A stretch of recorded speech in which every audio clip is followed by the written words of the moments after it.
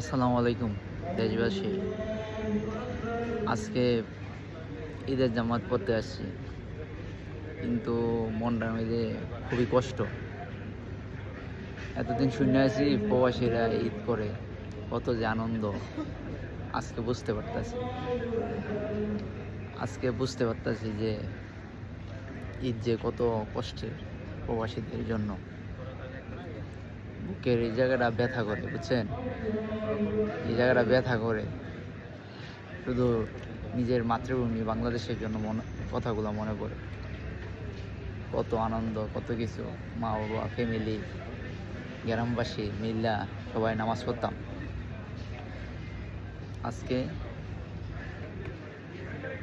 ওইদিকে দেখেন একটা জামাত হইতাছে, তারপর আমরা ওটা সিরাতে দাঁড়ায় আছি, আবার দ্বিতীয় জামাত আমরা পড়ব। তো কি বললাম ভাই, প্রবাসী যে এত কষ্টের, আগে জানলে জীবন আসতাম। বুকটা ফাইটটা কান্না করতে মন চাইতেছে। আল্লাহ।